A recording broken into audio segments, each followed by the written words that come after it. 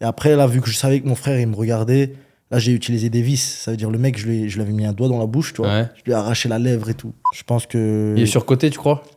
Ouais, je pense. C'est vrai? Moi, je le trouve surcoté, personnellement. Cédric Doumbé est surcoté, hein? Ouais, pour moi, Ouais, ouais. moi, il l'est, ouais.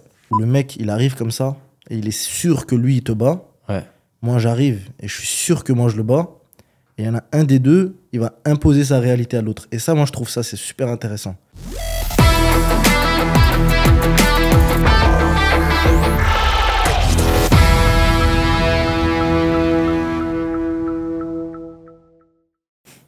Baki, Baïsangour, Shamsudinov, ça dit quoi? Bah, ça va tranquillement, et toi, mon frérot? Franchement, ça va super bien. Je suis honoré de t'avoir. Je suis trop content. Ça s'est fait dans un timing assez court, avec l'aide de ton frangin, Rassoul, c'est ça? C'est ça, ouais. Qui a grave assuré, qui nous a mis un petit peu Clément aussi, qui t'avait parlé du podcast. Et voilà, j'avais peur sincèrement, hein, comme je t'ai dit, tu vois, je pars demain à Moscou. Toi, tu rentres mercredi en France, et je me suis dit, je peux pas passer à côté de Baki sur le podcast. T'es le fighter français en vogue, t'es le futur champion de l'UFC. Inch'Allah. Inch'Allah, je te le souhaite. Et voilà, donc je suis vraiment honoré de t'avoir. Tu sors juste de l'entraînement, là, pour que les gens y sachent. C'est ça, ouais. Je sors à peine de l'entraînement. Là, on a fait une séance de lutte. Et franchement, merci de m'avoir invité. Tout l'honneur est pour moi d'être ici aujourd'hui. Écoute, franchement, l'honneur, il est au minimum partagé, sincèrement. Ouais, donc je suis allé te chercher à TK MMA. T'es sorti congestionné, transpirant. Et à mon avis, la séance, elle était rude. Ouais, elle était bien, ouais. Donc pour que les gens y sachent, t'es à Dubaï pour le camp de Khamzat Chimaev. C'est ça, exactement. Qui va combattre le 21 octobre à Abu Dhabi. C'est ça. Et du coup, en fait, t'es le sparring principal de Khamzat, c'est ça? Alors, on est plutôt une équipe principale pour ces sparring. Mais ouais, moi, personnellement, je tourne tous les jours avec lui, que ce soit en sparring, en lutte, en grappling. Donc ouais, on peut dire que je suis parmi ses sparring principaux, ouais. Ok, et donc c'est incroyable, puisque pour ton actu à toi, parce qu'on va parler quand même beaucoup de toi, tu vas combattre pour la ceinture de l'ARES en novembre, le 19, c'est ça? Le 17, ouais. Le 17, donc sur un 5x5 contre Klinkhammer. C'est ça. Franchement, son nom, il est éclaté, je trouve. Non, il a un bon nom quand même. Hein? Il a un bon nom quand même. Ah, il a un nom, tu vas lui faire mal, à mon avis, tu vois. Et donc, ton camp, il a commencé ou pas encore? Alors, à proprement parler. Bah, à proprement parler, il n'a pas commencé pour mon adversaire précisément, mais en termes d'intensité d'entraînement, il est commencé depuis très longtemps parce que je ne me suis pas arrêté en fait depuis mon dernier combat. Donc on est prêt, on est en forme. Ouais. Là maintenant, pour le restant du temps qui me reste, ça veut dire peut-être 45 jours il me reste. Pour le temps qui me reste, en tout cas, on va plutôt être dans l'étude de l'adversaire et adapter une stratégie pour vaincre cet homme, quoi. Ouais. Parce que moi, je t'ai vu torse nu, t'es affûté, je trouve. Hein, et pourtant, t'es très loin de ton poids du combat, là. Ouais, là, je suis loin du poids de combat. Mais ça va le faire. J'ai encore largement le temps. Donc, ouais, t'as pas l'air inquiet. Hein. Non, vraiment pas, vraiment pas. T'es une vraie force tranquille. Hein. Tu trouves? Franchement, je trouve, tu vois, c'est ce que je te disais dans la voiture, c'est que bon, t'as 21 ans, t'as 9 victoires, 0 défaites sur ton palmarès. Et en fait, ce que je te disais, c'est que déjà, on est frappé par ton éloquence, sincèrement, tu vois. Ton aisance à l'oral, je l'avais vraiment vu sur des vidéos et c'est encore plus frappant. Et ce que je te disais, c'est que des gens de ton âge aujourd'hui, je veux pas catégoriser ou tu vois, généraliser, mais on a l'impression qu'un mec de 20 ans aujourd'hui, il sait pas vraiment faire une phrase correcte. Et toi, c'est appréciable de se dire que t'es fighter, mais qu'en même temps, voilà, tu t'exprimes correctement, tu vois. Et tu m'as dit un truc assez vrai dans la voiture, je sais pas si tu peux le redire aux gens. Sur le fait que c'est pas spécialement toi qui t'exprimes correctement, ouais. mais que c'est peut-être générationnel que les mecs à ton âge aujourd'hui, c'est... C'est ça, il n'y a rien de impressionnant de voir une personne qui s'exprime bien, tu vois. 21 ans, je suis quand même un adulte, je suis quand même allé à l'école, etc. Donc normalement, savoir bien s'exprimer, c'est le minimum. Après, aujourd'hui, c'est vrai que la génération d'aujourd'hui, à 21 ans, les gens, ils sont dans d'autres délires, tu vois. Donc... moi, je trouve qu'il n'y a rien d'impressionnant, c'est juste normal. C'est juste les autres qui sont peut-être pas normaux, tu vois. Ouais, non, mais je suis d'accord avec toi, mais voilà, en tout cas, je trouve que c'est bien de le souligner. Donc, du coup, tu es né en Tchétchénie. Tu es arrivé en France quand tu avais 3 ans, il me semble. Ouais, c'est ça. C'est ça, hein? Ouais. Et donc, tu t'es installé avec ta famille en Alsace. Ouais. Ouais, ok. Est-ce que tu peux brièvement nous synthétiser un petit peu ton enfance, ton environnement familial, des choses comme ça un petit peu? Alors, moi, je suis arrivé en Alsace, donc dans une ville qui s'appelle Haguenau. Okay. Donc j'ai fait j'ai pas pu faire maternelle petit, tu vois, j'ai commencé direct au moyen j'ai fait maternelle, je suis allé en primaire comme tout le monde, tu vois. Et vers 5-6 ans, tu sais, je sais pas si tu te rappelles, mais à l'école, on te donnait des petites feuilles pour t'inscrire dans des activités de la ville. Par exemple, du foot, du judo. Je me souviens du très bien, basket. ouais. Bah, moi, il m'avait donné une feuille pour le judo, tu vois, parce qu'il y avait que du judo dans ma ville. Ok. Et du coup, je me suis inscrit au judo. Après, moi, je voulais faire de la boxe, tu vois, parce que je voulais donner des coups de poing et tout. Mais du coup, il y avait que le judo. Je me suis inscrit au judo. J'ai fait une bonne dizaine d'années de judo. D'accord. Et après, petit à petit, on s'est Un mis... compétiteur, j'imagine, hein, judo beaucoup. Ouais, Ouais. beaucoup, ouais. Après, c'était quand même, on était quand même jeunes. Donc, c'est pas compétition tu sais, de haut niveau en adulte et tout. T'es allé jusqu'à quel niveau à peu près que les gens... En junior, t'as fait des compètes un peu? Non, j'étais pas en championnat junior. de France et tout, non? J'étais même Cadet. pas cadet, ouais. J'étais Ok. cadet 2, je crois, quand j'ai arrêté. D'accord. Ah ouais, t'as arrêté assez tôt. Ouais, j'ai arrêté assez tôt. J'avais, je crois, 16 ans. 16 ans, j'ai eu ma ceinture noire et j'avais arrêté, ouais. Mais t'étais approché par un pôle espoir, parce qu'en plus à Strasbourg, il y a un pôle espoir costaud en judo. Ouais, il y a un pôle sport costaud. Il y a peut-être même un pôle France, non? Il y a même un pôle France, ouais. Ouais, je crois. Ouais. Ben, j'ai pas été approché par eux. D'accord. J'ai pas été approché par eux. Je crois qu'il y avait un délire, il faut aller dans un truc de sport-études et tout. Ouais, il aurait fallu combiner avec les études, ouais. C'est ça. Et je crois que moi, je pouvais pas faire ça. Ok. Et du coup, ça l'a pas fait. Mais après, j'étais tombé contre des mecs du pôle sport et tout en compétition. Et franchement, c'était bien, tu vois. Malgré tout, je gagnais. Alors que j'avais quoi? J'avais 2 entraînements de judo par semaine. Ah ouais, c'est tout. Ok. C'est rien, tu vois. Comparé à eux, au pôle où c'est tous les jours, C'est après les ça. cours et tout, ouais. Exactement. Du coup, ça s'est peut-être joué à pas grand-chose que tu fasses une carrière en judo ou pas? Enfin, en tout cas, que tu poursuives? Moi, je pense pas que dans tous les cas, j'aurais fait du judo. Parce que vers 11-12 ans, je savais déjà que j'allais faire du MMA. Ça veut dire... Déjà MMA, t'étais même Ouais. pas en mode boxe ou pied-point, c'était MMA. Ouais, c'était déjà MMA, ouais. C'était en quelle année quand t'avais 11-12 ans qu'on puisse se situer? C'était en 2013 peut-être 2012, Ah ouais, ok. 2013, ouais. Ouais, donc l'UFC était déjà populaire à cette époque. C'était au moment où ça commençait à devenir Ouais. populaire. Vraiment populaire, ouais. Ouais. Du coup, là, je me suis dit que je vais faire du MMA. Mon judo, en plus, il s'était adapté parce que vu que je savais que je voulais faire du MMA, ben, je me disais, vas-y, tu sais quoi, les prises qui me serviront à rien en MMA, je les fais même pas. C'est-à-dire que j'avais un judo complètement adapté à MMA, tu vois. Mhm. C'est-à-dire que quand j'ai fait ma transition, j'étais déjà bon en MMA. Dans les premières séances, j'étais déjà parmi les meilleurs combattants du Mhm. club, alors que j'avais jamais fait de MMA de ma vie, tu vois. Presque comme si t'avais fait de la lutte finalement un peu, non? C'est ça, ouais. Ouais. C'est ça. Et t'as jamais eu envie d'ailleurs de t'essayer à la lutte ou Non, de la lutte pure, non. Non? Non. Moi, c'est vraiment MMA. Après, bien sûr, la lutte, c'est une des parties du MMA, Mhm. une partie très importante du MMA. Et du coup, j'améliore ma lutte, mais aller dans un club de lutte pour faire des compétitions de lutte, Non, ça t'intéresse pas. non, ça m'intéresse pas. Et du coup, on sait, on le voit souvent dans des vidéos que la communauté tchétchène, on va dire, enfin en tout cas que c'est dans vos gènes, on sait ce qu'on entend souvent, que vous êtes des bagarreurs, que depuis tout petit, les papas, même les grands frères, voilà, ils incitent presque les petits à se battre ou du moins à se débrouiller tout seul, à pas aller se faire cogner, à appeler son père pour... Il y a vraiment ça ou c'est un peu une légende, ce côté bagarreur Non, c'est vraiment pas une légende. Hein. D'accord. C'est depuis tout petit. Moi, tu sais, souvent, les autres enfants, quand ils se battaient à l'école et tout, ils se disaient, putain, mes parents, ils vont me défoncer, Mm. ils vont me gronder, machin. Moi, vraiment, je savais que si je m'étais battu, mes parents, ils vont jamais rien me dire, tu vois. Vraiment, sur d'autres trucs, mes parents, ils étaient super sévères. Le fait d'avoir un mauvais comportement, d'avoir une mauvaise note, tout ça. Mhm. Mais parce que je me suis battu ou défendu, mes parents, ils m'ont toujours félicité, tu vois. La seule raison pour laquelle ils pourraient me déglinguer, c'est si j'avais perdu, tu vois. Ouais, je voulais te couper la parole pour te le dire, mais ouais. Mais sinon, non. Si j'ai tapé quelqu'un qui m'embêtait, Ouais. il n'y a aucun problème. Genre ton père, si tu rentres, tu dis papa, je me suis battu, je me suis fait défoncer, là c'est chaud. Là, c'est chaud, ouais. Ouais. Parce que là, du coup, mon père, il va me dire, ok, viens, on y retourne. Parce que du coup, si ça arrive, ton père il monte au créneau. Non, pour te défendre ou quoi ou... Ah non. On y retourne en mode, tu vas te rebattre avec lui. Par exemple, s'il est au parc, Ok, imagine, je me suis battu au parc avec Ouais. un enfant. ok. Je suis rentré, imagine, je me suis fait défoncer. C'est déjà arrivé? Non, c'est pas... Jamais? mais en fait, T'es invaincu dans la street aussi? une fois, on m'a tapé à 2, en fait. Quand j'étais tout petit, on m'avait tapé à 2. Je suis rentré. C'était pas mon père. Mon père était pas là ce jour-là, mais c'était mon grand frère. Et tu sais, moi, je m'attendais... Tu sais, la première fois, je rentrais en ayant, entre guillemets, perdu, tu vois. Ouais. T'étais marqué, tu saignais Ouais. un peu et Non, tout même pas. J'étais juste... Je crois il m'avait mis du sable dans les yeux et tout. Ah ouais, Genre, ok, j'étais pas ok. bien, tu vois. Ouais. Je rentre et tout. Moi, je me dis, mon grand frère, il va venir à la rescousse. Non, rien du tout. Il est revenu. Il m'a emmené. Et il m'a fait me battre en plus contre les deux de nouveau, tu vois. C'est même pas un contre un, contre les deux. Et après, là, vu que je savais que mon frère, il me regardait, là, j'ai utilisé des vis. Ça veut dire, le mec, je lui avais mis un doigt dans la bouche, tu vois. Ouais. Je lui ai arraché la lèvre et tout. Et La rue, quoi, en vrai, tu vois. c'est ça. Finalement, j'ai gagné, tu vois. Et du coup, là, c'était bon après. Là, c'était bon. Ok, donc c'est pas une légende, quoi. Hein. Vraiment, il y a cette. Il y a ce truc-là, ouais.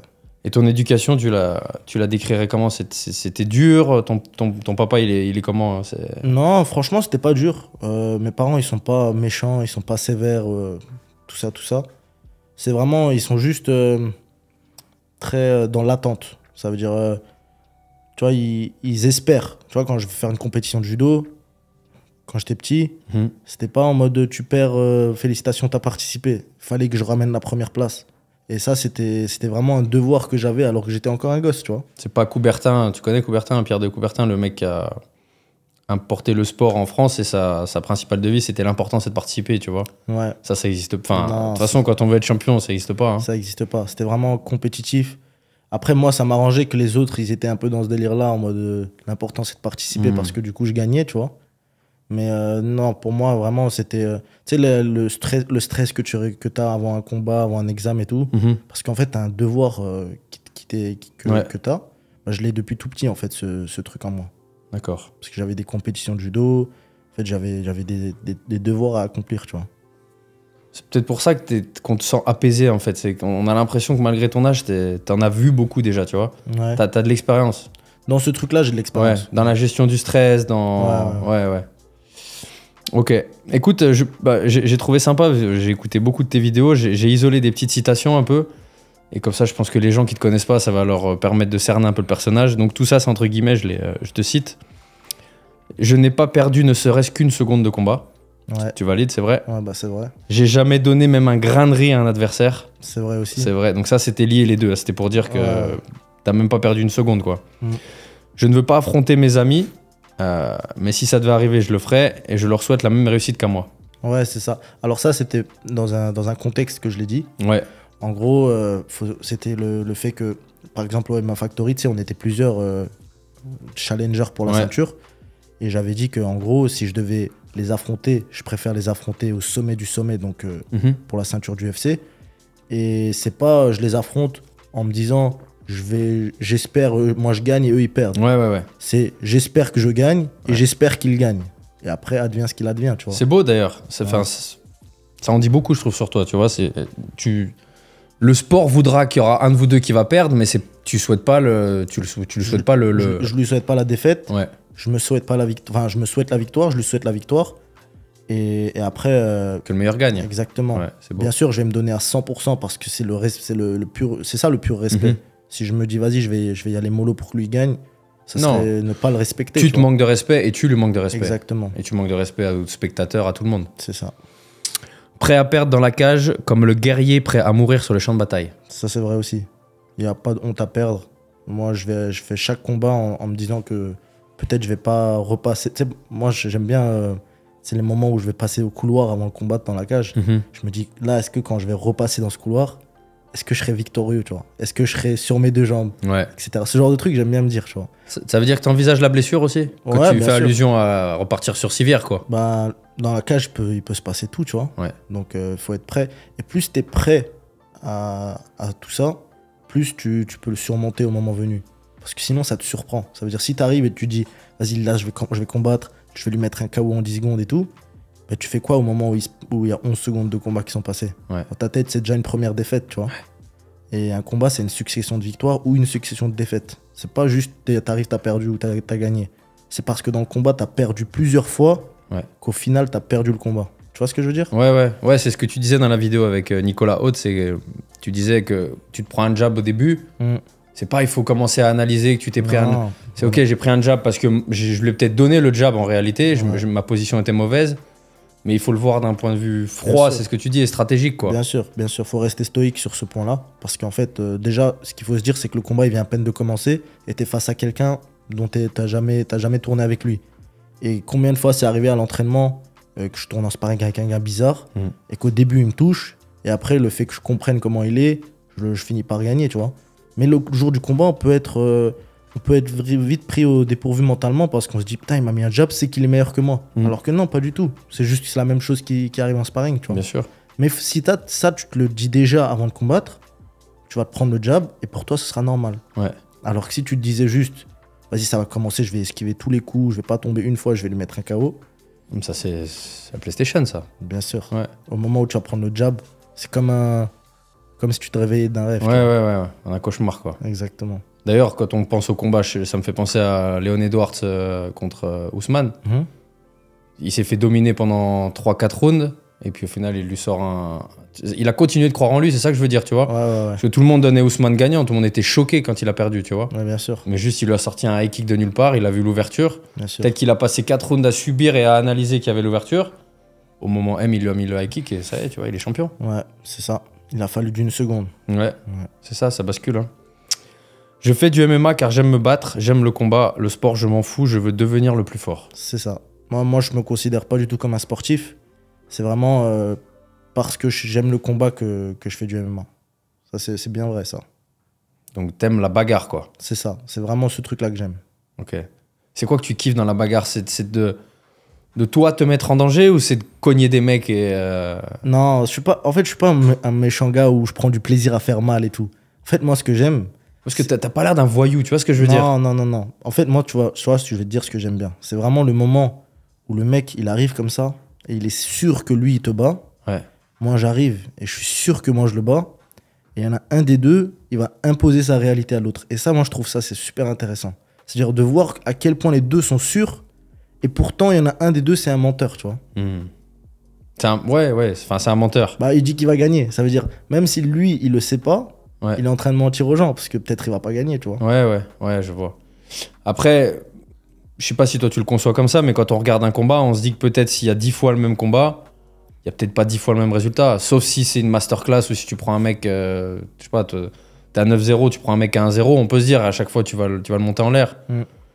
Il y a eu des fois où tu t'es dit pendant le combat, si on avait refait le combat, peut-être que j'ai eu chaud aux fesses un peu ou pas? Alors, bien sûr, ça, c'est une vérité. Hein. S'il y a des combats, même ils se refont 2 fois. Il suffit de voir, le mec, il fait la revanche et il gagne, tu vois. Ouais. Bah, comme Leon Edwards, tu vois, il avait perdu la première fois contre Kamaru et il a gagné par après.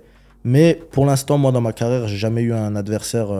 Je pense que tous mes adversaires que j'ai eu là, même si je devais refaire 100 fois le combat avec eux, je les bats 100 fois, tu vois. Je pense même si je devais les re-affronter, je les battrais encore mieux. C'est parce que t'es trop chaud ou les mecs sont trop éclatés, tu penses? C'est que t'as eu? Bah, Vas-y, dis, non, honnête. je pense pas qu'ils sont éclatés. Franchement, ils sont bons. J'ai affronté pas mal de combattants qui étaient invaincus. J'ai mis fin à leur invincibilité. Donc on peut pas dire qu'ils sont éclatés. Ça, c'est un kiff, ça, non? Ça, c'est un kiff aussi. T'as l'impression que le mec, c'est le putain de chef et que toi, t'arrives et t'es plus le chef après moi, mon gars. Exactement. Ouais. C'est exactement ça. Et même parfois, il y avait des mecs, ils étaient invaincus. Et après avoir perdu contre moi, ils ont enchaîné des défaites, tu vois. Comme si... C'est-à-dire que même mentalement, t'as touché quelque chose. C'est ça. C'est comme si la défaite, ça les avait... Affecté, ouais. C'est ça, exactement. La confiance en eux, sûrement, elle a diminué, ouais. Ouais. Après, je pense pas que... J'ai pas envie de dire c'est parce que je suis trop chaud que j'ai jamais perdu. Mais c'est clairement pas parce qu'eux, ils sont trop nuls, quoi. C'est des très, très, très bons combattants. T'as aussi dit que tu voulais devenir le meilleur combattant de la planète. Ouais. C'est pas rien, hein. Non, c'est un objectif qui est... Tu l'assumes. Ah, je l'assume. Tu peux regarder la caméra et dire que tu vas devenir le meilleur. Tu peux le faire? Je peux regarder, les gars, je vais devenir le meilleur combattant du monde. Les gars, il l'a dit, hein. On est le combien aujourd'hui? On est le 25 septembre. Voilà. C'est annoncé, hein. Ouais. Et t'as aussi dit, on va terminer là-dessus sur les citations. Non, il y en a 2. J'ai besoin de sentir de la brutalité envers moi avant un combat. Ouais. Alors en fait, moi, pendant l'échauffement, tu sais, il y en a, ils aiment bien être dans la détente, pas d'ours, tout ça. Moi, il faut que je ressente tu vois, ce petit truc que t'as après le premier jab, là, Ouais. qui te sort d'un rêve. Ouais. J'aime bien le ressentir avant aussi, un peu, tu vois. C'est-à-dire, le mec, il va me taper fort avec les pattes d'ours. Ouais. Il va être méchant, tu vois. Ouais, je vois exactement. Ce truc-là, ouais, j'aime bien. Enfin, moi, que je faisais, ça a toujours été qu'en club, jamais en. Mais j'aimais bien quand je boxais pour rentrer dans un sparring, c'est de me manger un coup ou deux, tu vois, dur au début. Ouais. Et de voir que ce coup-là, ok, c'était dur, mais tu vois pas les étoiles et t'es encore là, tu vois. T'es encore là, ouais. Et tu te dis, ok, ça va, c'est que ça finalement. Et je pense que ça te permet en combat, là, on parle de l'échauffement, mais je pense qu'en combat, quand le mec te touche et que tu te dis, et quoi? Et rien, tu vois. Ça te redonne encore plus confiance en toi de te dire, il va rien me faire en vrai, ce gars-là. Exactement. Mais moi, c'est même pas, ça va plus loin que ça. C'est vraiment, tu vois, moi, je sais pas, l'échauffement, je le laisse taper dans ma tête. Je le laisse taper dans ma garde. Mais il faut se dire que le jour du combat, au moment où le combat il va commencer, si tu étais habitué à faire des sparring légers, mignons et tout, au moment où le mec il va te mettre une frappe très très sèche, même dans ta garde, tu vas sentir une méchanceté, une mauvaise intention. Elle peut te surprendre, tu vois. Ouais. Tu peux te dire, ah, c'est pas comme d'habitude. Et il faut faire attention à ce genre de trucs. Je pense que toi, c'est pas ton cas parce que tu t'entraînes en l'occurrence avec Khamzat qui est un des meilleurs au monde. Et c'est vrai que les mecs qui, je pense, constamment confortent leur ego en étant les meilleurs de leur salle parce qu'ils s'entraînent, je sais pas, tu penses que t'es un lion et que tu t'entraînes qu'avec des moutons, bah, le jour où t'affrontes un autre lion, là, c'est chaud pour toi. Bah, bien sûr que c'est chaud. Alors que quand tu te confrontes qu'au putain de top du top comme tu le fais en ce moment, c'est ce qu'on disait tout à l'heure en off dans la voiture, c'est Klinkhammer, quand tu t'es tapé Khamzat en sparring pendant un mois, en vrai, sans le sous-estimer, mais tu te dis, ok, j'ai lutté avec Khamzat, j'ai mis les gants avec Khamzat, bon, Klinkhammer, sans te manquer de respect, ça va aller, frérot, tu vois. Exactement. Après, bien sûr, on manque pas de respect à Klinkhammer. Non, à personne. Klinkhammer, il a des armes qui sont différentes de Khamzat, donc faut pas du tout sous-estimer. Hein. Mais c'est vrai que là, en termes de niveau, déjà, on peut parler du fait que je m'entraîne avec entre guillemets, le meilleur mondial, tu vois. Ouais. Et donc, je suis complètement prêt pour n'importe quel challenge. Ouais, c'est sûr que tu l'es. Ouais. Et puis, un autre truc que tu as dit, c'était plus pour rendre hommage à ton papa.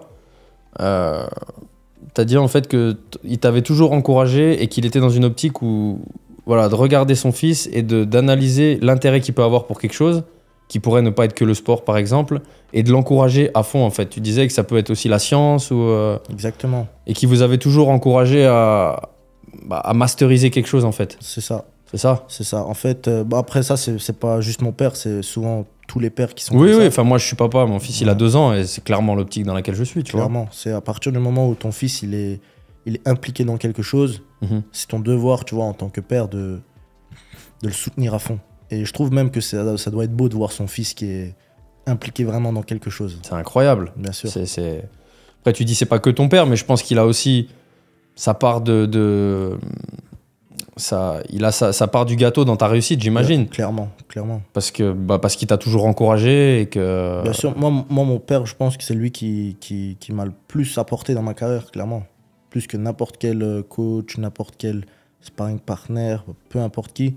Franchement, il fait un travail qui est tout aussi gros que le mien dans ce milieu, tu vois. Et par exemple, il assiste à tes entraînements ? Ouais. Et en combat, il est là aussi ? Bien sûr. Et est-ce qu'il a jamais pratiqué des sports de combat réellement comme toi tu le fais, on va dire ? Il a fait quand même des petits entraînements, tu sais, en Tchétchénie, on est tous un peu dans le combat. Ouais. Après, non, il a pas fait du sport à haut niveau, en tout cas. À l'époque, en Tchétchénie, c'était pas vraiment possible de faire ça. Et est-ce que tu lui accordes malgré tout du crédit quand il va te dire un truc sur un point technique ? Tu l'écoutes ? Bien sûr, je l'écoute parce que déjà, mon père, c'est pas la première fois qu'il vient voir mes entraînements. Ça veut dire qu'à force de venir, déjà, tu sais, il me suit depuis le début. Ça veut dire que il connaît maintenant le sport littéralement aussi bien que moi, puisque lui, il regarde d'un point de vue extérieur. Moi, je suis dedans. Mais au final, il connaît très bien aussi le sport, parce que ça fait des années que maintenant, il est là avec moi aux entraînements. Donc déjà, j'écoute ce qu'il me dit. Et aussi, mon père, tu sais, moi, je trouve il y a un truc avec les papas. Parfois, on se rend pas compte, mais tellement il veut la réussite de son fils, parfois, même instinctivement, il va te dire un truc qui est correct, tu vois. Et toi... Moi, parfois, je me dis, même s'il n'y a pas de logique dans ce qu'il me dit, juste j'applique et je te promets, ça marche. Je me dis, ça va pas marcher, mais juste j'écoute, je fais confiance à mon père et bam, ça marche la technique, tu vois. Et je pense que gagner un combat dans une cage et de savoir qu'il y a ton père là, à côté de la cage, c'est incroyable, non ? Bien sûr, c'est incroyable. Quand tu gagnes, c'est qui le premier à qui tu penses ? C'est lui ? Ah, bien sûr. Et c'est lui que je vais voir direct après mon combat. Ouais. C'est-à-dire, je vais faire mon truc, j'enlève mes bandes et tout. Et direct, je vais voir pour lui demander d'abord qu'est-ce qu'il en pense. Est-ce que je me suis bien battu et tout. Et après, et puis voilà, quoi. Et du coup, ça t'est jamais arrivé. Je te souhaite que ça n'arrive jamais de ta carrière, mais tu penses des fois, si tu perds, tu vas décevoir ton père ? En tout cas, est-ce que tu sais ce que tu te dis ou pas ? Bien sûr. Moi, c'est ça, tu sais, on a tous un stress différent pour combattre. Moi, je m'en fous en vrai de perdre. C'est juste, je veux pas décevoir mon père, tu vois, et ma famille. Ça te fait plus chier ça qu'admettons clairement. de te prendre un KO et de devenir viral sur TikTok pendant 2 semaines On s'en fout, ça. Ouais. Bien sûr, on s'en fout de ça. Le KO, dès qu'il y a un autre KO, ça va passer. Et de toute façon, la vie des gens, moi, je m'en bats les reins, tu vois. Sachant que les gens qui, à la rigueur, se moqueraient de ça, c'est que des non-combattants, on sait. C'est que des mecs éclatés qui font rien, de toute façon. Un combattant, jamais il va se foutre de ta gueule parce que t'as pris un KO. Tu sais, la vie qui t'intéresse, c'est toujours la vie des personnes qui, qui comptent pour toi. Imaginons, on va prendre un exemple tout bête. Imaginons, il y a une fille, elle est toute grosse, toute dégueulasse, tu vois. Elle te dit t'es moche, mais tu t'en fous de son avis à elle. Bien sûr, t'en fous. Tu vois. Mais si c'était la fille la plus jolie que tu voulais, tu vois, qui te dit ça te ferait chier. Là, c'est pareil. Moi, l'avis qui compte, c'est l'avis de mes parents, l'avis de ma famille, etc., etc. L'avis des autres gens là qui font rien de leur vie, moi, je m'en bats les reins, tu vois. Ouais. D'ailleurs, tu l'as dit aussi, ça. T'as dit, je m'en fous des compliments, je m'en fous des critiques. Exactement. Ouais. Des compliments aussi parce que du coup, c'est pas, tu vois, eux ils connaissent pas. Ouais. Tu tapes, tu fais du shadow, tu tapes dans le sac, eux ils sont déjà là, waouh. Ou ils voient un mec, il est musclé, ils disent, waouh, il est trop fort en bagarre, tu vois. Pas du tout. Pas du tout. Tiens, c'est marrant, j'avais gardé ça pour la fin, mais parce que du coup, la salle où vous vous entraînez, la TKMMA, il y a un dojo au sein de la salle de muscu. Et on sait les salles de muscu, tu vois, les mecs bodybuildés, tu vois, t'as quel regard, toi, sur les pratiquants de musculation qui font, tu sais, les mal alpha un peu dans la salle, mais toi, en tant que fighter, tu sais que même si c'est un bodybuilder de 120 kilos, tu sais qu'en moins de 30 secondes, le mec, il n'existe plus. Tu respectes les mecs qui font que de la muscu Alors, déjà, là, il faut pas mélanger la guerre sport de combat muscu, tu vois. Moi, je trouve les mecs qui veulent rester dans leur énergie masculin en faisant de la muscu, c'est très respectable. Parce que au final, c'est toujours mieux qu'un gars qui regarde la télé, tu vois. Donc ouais, faire de la muscu, et c'est prouvé scientifiquement, faire de la musculation, des activités physiques difficiles comme ça augmente la testostérone, ça te rend plus homme, tu vois. Un homme musclé, il est plus masculin qu'un homme qui est tout maigre. Mais si on va parler de chercher le combattant, là, clairement, ça n'a rien à voir. Le combattant, c'est son métier carrément de se battre. Encore heureux qu'il va taper le gars qui fait de la muscu, c'est pas son métier, tu vois. Donc, on voit souvent, je sais pas si tu les vois passer, mais moi je les vois sur les réseaux. Ils mettent une photo d'un bodybuilder énorme et à côté d'un petit mec qui fait du JJB de 70 kilos, tu sais, avec les oreilles toutes flinguées et tout. Et c'est marqué, c'est dur pour les gens de comprendre que le mec à droite, en parlant du gars de 70 kilos, va plier le mec à gauche, tu vois. En vrai, c'est pas dur à comprendre. Pour des gens qui n'ont jamais fait de sport de combat, je pense quand même, tu vois. Ouais, peut-être. Les gens, ils sont tellement focalisés sur le gabarit, tu le sais aussi, tu vois. Mais après, si tu leur expliques en 2 secondes, ils vont comprendre très vite. Hein. Tu vois, le mec, il fait 60 kilos, mais c'est son métier de taper des gens, tu vois. La personne qui connaît rien à tout ça, le fait de lui expliquer ça, il va le comprendre en 2 secondes. Moi, je trouve que c'est une comparaison qui est bête, tu vois. Ouais. Ça me fait penser, tu vois qui c'est, Bradley Martin, le youtubeur américain? Non, c'est un bodybuilder, un mec qui est vachement connu. Il est pote avec les Logan Paul, les Jake Paul et tout, tu vois.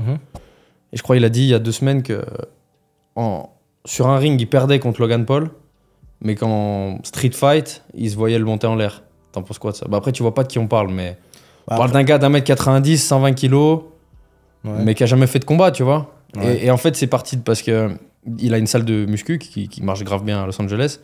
Il y a une vidéo qui est devenue virale où il martyrisait un peu un petit adhérent de 75 kilos en mode il le fait voler, je suis un monstre, je suis un lutteur, tu vois.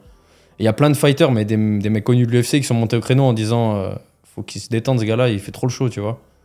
Et du coup, c'est parti de là, de la polémique. Et je crois il a dit non, en mode avec mon gabarit, il y a plein de mecs que je couche, même des fighters, tu vois. Alors, c'est possible, hein. Et des fighters, il y en a des très mauvais. Donc peut-être, surtout qu'on ne connaît pas sa vie au mec. Peut-être, il est musclé et tout, mais ça se trouve, le mec, il a juste fait 1 an de boxe, tu vois. Ou juste 1 an de lutte et il l'a fait bien. Et le mec, il a des bases qui lui suffisent à taper un gars qui est très mauvais. Après, bien sûr, si tu compares son niveau en muscu et que tu prends un mec du même niveau en combat, il va se faire massacrer direct, le mec musclé. Après, Logan Paul, je sais pas comment il est. C'est quoi, c'est un combattant, lui? Tu vois qui c'est? Non, tu vois pas? C'est un youtubeur, mais je veux dire, il pratique des sports de combat, du coup? Bah ouais, c'est le mec qui a affronté Mayweather. Tu te souviens pas en anglaise, il y a 3 ans? C'est pas Jake Paul? Bah, c'est son frère. Et lui, il pratique aussi, du coup? Ouais, et lui, là, Logan Paul, dans 2 semaines, il combat contre Dylan Dennis. C'est le gars de Connor. Ok, d'accord. Voilà. D'accord. Et en fait, c'est tout le temps les polémiques aux États-Unis. T'en penses quoi d'ailleurs de ça, un peu, toi, les buzz, les youtubeurs qui se battent, les combats de youtubeurs, tout ça? T'as un avis là-dessus? Bah, c'est. Ça te hype ou tu respectes pas? Moi, je regarde pas, personnellement. Ouais. Après, les youtubeurs, ils ont pas tort de faire ça si ça divertit les gens, et bah, eux, ils se font de l'argent, tu vois. Ouais. Donc, si tout le monde est gagnant, si une personne est divertie et l'autre, il fait de l'argent, ok, mais moi, perso, je regarde pas ça, ça m'intéresse pas. Ça me fait penser un peu au petit bad buzz qu'il y a eu avec Paul Dena, non? Il y a eu un peu ce clash, un peu, j'ai vu sur internet, non? Non, moi, j'ai rien eu avec Paul. Il y a rien eu, toi? C'est des gens, ils ont fait des films, tu vois. D'accord. J'avais dit que Paul. En En fait, j'avais dit que Paul, vu que, tu sais, après les combats écrits et tout, Ouais. il a une tête de premier de la classe un peu. Ouais, ouais. J'avais dit, ah, moi, je peux pas perdre contre un gars comme ça. Et les gens, ils ont cru que j'étais un raciste, en fait. Genre, parce qu'il était français et que je suis un Tchétchène. Mais ils ont tout mélangé, en fait. tu C'est vois. grave de dire ça en vrai. Laisse tomber. Et du coup, lui derrière, il avait répondu quoi? Il t'avait provoqué un peu ou pas Non. du tout? Non, même pas. Non, moi et Paul, on se suit sur Insta, je lui donne Ouais. la force et tout. Ouais, non, non, y a rien du tout. Ouais, c'est grave Internet en vrai. Hein. Ah, c'est grave. C'est un truc de ouf. Est-ce que tu peux me dire Baki, pourquoi Baki, pourquoi ce surnom? Parce que moi, je t'avoue que je suis pas trop branché animé, je pense que c'est pas ma génération, tu vois. Mhm. Dis-moi un peu Baki, pourquoi Alors, moi, vers 14-15 ans, j'ai découvert un manga qui s'appelle Baki. D'accord. Et à l'époque, c'était pas encore sur Netflix et tout, tu vois. C'était sur des sites un peu de streaming et tout. Et je regardais Baki the Grappler, ça s'appelait même. Et le mec, en fait, il avait 13 ans. Moi, à cette époque, j'avais 15 ans, mais c'était pas loin, tu vois. Et le mec, tu vois, il s'entraîne. En fait, il avait un objectif précis. Et genre, c'est comme s'il vivait pour ça, tu vois. Mhm. Et même le générique de Baki, il était incroyable. Genre, il disait que les combattants, ils vivent pour combattre et tout. Et je sais pas, c'est comme si cet animé me parlait, tu vois. Parce que c'était un peu dans ce délire-là que j'étais aussi. Et du coup, je sais pas, j'ai trouvé un gars un peu. J'arrivais un peu à m'identifier et tout, tu Mhm. vois. Après, j'étais pas dans le délire de prendre le surnom quand même. J'étais pas un fou à ce point. Et je regarde des animés, mais je suis pas un mec des animés, quoi. Mhm. Tu vois, il y a des mecs qui regardent tous les animés et tout. Juste Baki, j'utilisais ça en mode motivation, comme beaucoup de gens. Hein, tu Ouais, vois, ouais. beaucoup de gens et tout. Ma génération, c'était plus Dragon Ball Z, tu vois. Ouais, ouais. Ah, Dragon on se Ball. chauffait en mode Sangoku, Vegeta. Bah, Dragon Ball Z, moi j'ai regardé aussi, tu vois. C'est vrai, t'as regardé Avant aussi? Baki, bien sûr. Ok. Bien sûr. Et, T'es plus team Vegeta ou team Sangoku? Non, moi c'est Goku. Hein. C'est vrai? Ouais. Ok. Toi, c'est Vegeta du coup? Non, non, moi c'est Goku, mais je sais qu'il y a beaucoup. Mais ça en dit long sur ta personnalité. Parce que tu vois, les mecs qui sont à fond Vegeta, c'est les mecs qui jouent les nerveux dans la vie, tu vois. comme il est lui dans le manga, tu vois. Ouais, ouais. Toujours à être agressif, à casser les couilles à tout le monde, tu vois. Après, moi je trouve Vegeta, il a quand même un truc, tu vois, c'est l'ego. Tu vois, Ouais. c'est important ça. Ouais, mais ça peut te porter préjudice, tu le sais aussi, tu vois. Ouais, ouais. Non, moi j'aime bien Goku, moi. Parce Ouais. que le mec il est simple, il veut juste devenir plus fort, Ouais. taper des gens de plus en plus fort. Tu vois, le gars il est pas compliqué dans sa tête. Et j'aime bien. Et du coup, Baki, c'est les gens, c'est les fans qui t'ont surnommé comme ça après ou c'est toi qui Non, moi c'était mon coach. C'était mon coach à l'époque. Ok, Eddie Carda. Il d'accord. m'avait surnommé Baki. Après, c'était aussi sur Twitter un peu, tu vois. Je me surnommais Baki Anma parce qu'en fait, avant, je mettais pas de contenu sur Twitter. J'étais que sur Insta. T'as une grosse commu, j'ai vu sur Twitter. Hein. Ouais, bah, j'ai commencé assez tôt, tu vois. Ouais. Genre, c'était pour mon 5e combat, j'avais commencé à mettre des publications et tout. D'accord. Et je m'appelais Baki, en fait, sur Twitter. Et du coup, les gens, ils m'appelaient Baki après. Après, c'est resté... Il y a un gars, après, il m'a contacté, un gars de MMA Tapologie. Mhm. Il m'a dit, si tu veux prendre un surnom, Baki, je trouve ça tirait bien et tout. Je dis, bah vas-y, mets Baki. Et maintenant, c'est officiel, tu vois. Et les gens, ils tapent dans la. Je me demandais, parce que même moi tout à l'heure, je t'ai pas appelé Baisangour quand je t'ai vu, tu vois. Je t'ai dit, ça va, Baki? Bah, c'est plus rapide aussi, tu vois. Ouais, mais après, tes proches, ils t'appellent comment? Tes frères ou tes potes, tes amis Moi, il d'enfance? m'appelle Baisangour, Baisangour. bien sûr. Y a pas un diminutif pour Baisangour? Il m'appelle parfois Baisan ou Baiz. Ça, c'est Ok. mes grands frères surtout qui m'appellent Baiz, tu vois. D'accord. Mais sinon, ouais, mes amis ils m'appellent Baisan. Ouais, personne t'appelle Baki dans ta vraie vie, on va dire. Non, non, Ouais, vraiment ouais. pas. Ok. Il y a un autre Baki qui est un peu connu sur les réseaux, je crois que tu le suis d'ailleurs. Un Renoir qui fait du street workout. Baki HD. Ouais, Ouais. ouais. Ah, il est bon, lui. Et c'est un monstre, hein. Ah, c'est abusé, hein. C'est un monstre. On s'est dit qu'il fallait qu'on fasse un épisode aussi ensemble parce que. Ouais, bah franchement, Bon, c'est pas un fighter, mais en vrai, il a un physique incroyable. de ouf. Et moi, ça fait longtemps que je le suis, lui, hein. Ouais. Ouais, depuis très très longtemps. Je crois que j'étais encore au lycée quand je regardais ses vidéos. Ouais, ça fait longtemps qu'il poste. Ouais, ouais. Et hier, je parlais avec un gars qui me demandait mes invités et je lui dis, ah, demain j'ai Baki et tout. Machin. Il me dit, mais lequel de Baki? Et c'est vrai vous êtes les deux Baki connus un peu, je Ouais, pense. ouais. Et lui, je sais qu'il est à fond animé aussi. Ouais, j'ai déjà écrit, on s'est déjà écrit un peu. Il m'a Ouais. dit, il est aussi à fond dans les animés et tout. Ouais, il est à fond de ouf, lui, Ouais. je crois. Ouais, ouais. Et si tu nous regardes d'ailleurs, Baki, il y a ton collègue qui est là. Et j'aime bien d'ailleurs parce que, bon, je crois que t'es un gamer un peu. Hein. Un peu, Tu ouais. kiffes? Ouais, j'aime bien jouer. Ouais. Et en fait, moi, j'ai toujours dit à mes adhérents avant dans ma salle que je concevais la vie d'un homme comme un jeu vidéo. Tu sais, un peu les RPG, les jeux où tu commences, tu as une quête et où tu choisis un peu le skill principal de ton personnage, tu vois. Donc Ouais, ouais. peut-être tu vas choisir, je sais pas, plus l'endurance, peut-être la force et tout. Et en fait, ce que j'essayais d'expliquer à mes adhérents à l'époque, c'est, ok les gars, et vous devez concevoir votre vie, la vie au global et la vie de l'entraînement, comme une quête et qu'au fil des années de vie, du coup, tu dois améliorer tous tes skills, tu vois. Du coup, je voulais savoir si tu étais d'accord un petit peu avec ça, de te concevoir comme un personnage de jeu vidéo et te dire à la fin du jeu, ça peut être la fin de ta carrière pour toi, mais ça peut être aussi la fin de ta vie, tout simplement, tu vois. Et c'est de te dire, ok, est-ce que dans l'espace où j'ai vécu, est-ce que je suis devenu une meilleure personne, physiquement, intellectuellement, émotionnellement, tu vois? Tu vois un peu, tu t'adhères un peu à cette philosophie? Moi, je sais que j'avais regardé aussi des vidéos à propos de ça, tu vois. Ouais. Et ouais, c'est vrai que ça a des similitudes avec les MMORPG, les RPG, etc. Ouais. Parce que du coup, en fait, entre guillemets, t'as la ressource qui est le temps. Ouais. Et ton temps, en fait, en fonction de où tu vas le mettre, t'as des compétences qui vont se développer ou non. Et il y a beaucoup de gens, ils vont mettre, tu vois, sur les jeux, du coup, c'est pas le temps, mais c'est tes points de compétences. Les XP. C'est ça. Si tu mets tes points de compétences dans archerie, dans épée à une main, épée à deux mains, hache, marteau, en fait, tu vas pouvoir mettre un peu plus de dégâts partout, mais il n'y aura pas un truc où tu vas faire très mal, tu vois. Alors que si tu mets tous tes points de compétences dans le maniement d'épée à une main, par exemple, ça veut dire à chaque fois que tu auras ton épée à une main dans le jeu, tu vas limite one-shot les monstres, tu vois. Et là, c'est pareil. Tu as ton temps. Si tu mets ton temps dans les soirées, dans le sport, à l'école, dans tout ce qui bouge, tu vois, ben, en vrai, c'est bien, tu vas t'améliorer un peu partout. Mais il n'y aura pas un truc où... On est d'accord de mettre son temps dans les soirées, tu vas développer aucun XP. Ah, clairement. Ah, bah après, peut-être le fait de parler avec les gens, tu vois. Oui, Parce mais... que, par exemple, moi, le fait que du coup, je sors jamais, bah, je suis un peu timide, tu vois. Et du coup, toi, des gens, peut-être le fait qu'ils sortent beaucoup, ils le sont moins. Ouais. Tu vois, ça apporte toujours un truc, hein. Tu vois, le temps qui est déboursé dans quelque chose, Ouais. ça t'apporte toujours quelque chose. Ouais, mais bon, moi qui suis branché développement personnel, avec du recul, et on en parlait tout à l'heure en off, tu vois, ce qui fait ta réussite... D'ailleurs, j'aimerais bien qu'on y revienne un peu sur ton quotidien, mais ce qui fait ta réussite, c'est que t'es focus. Bien sûr. Si tu essayais de créditer des XP dans les soirées, que ça te rapporterait des numéros de meufs, est-ce que ça va te rapprocher de la ceinture l'UFC? Bien sûr que non. À aucun moment. C'est ça le principe de l'objectif, du coup. Dans le RPG, t'as ton objectif. Tuer ce dragon, tuer ce monstre, récupérer ci, récupérer ça. Et si tu commences à mettre tes compétences dans des trucs tout bêtes, tu vas pas réussir à le tuer, ce dragon. Là, c'est pareil. Ok, c'est bien de mettre ton temps dans les soirées, du coup, tu vas commencer à devenir plus sociable, etc., etc. C'est bien. Mais est-ce que ton objectif et le temps que tu mets dans le truc, ils sont liés ou pas, tu vois? Si c'est non, t'as rien à faire dans cette soirée. Ouais, et moi, je l'ai vécu quand j'avais ton âge, un peu même plus jeune, tu vois. J'ai toujours été à plus sport que les autres, les entraînements, les machins. Et mes potes, ils me disaient, mais viens, j'étais toujours celui qui rentrait le plus tôt, celui qui buvait pas, tu vois. Et tu sais, tu te fais tailler, vas-y Vince, t'es relou, t'es casse-couille, t'es pas drôle. Mais parce qu'ils savent pas que dans ta tête, t'as un truc qui t'obstine en fait, tu vois, qui t'obsède. Et il y a que les gens qui ont un vrai objectif de vie, je pense, qui peuvent comprendre ce que tu dis, tu vois. Bien sûr. Surtout à ton âge. Après, quand t'as 25, 26 ans et que tu te rends compte que t'as gaspillé des années, il y en a des gens qui essayent de se fixer des objectifs.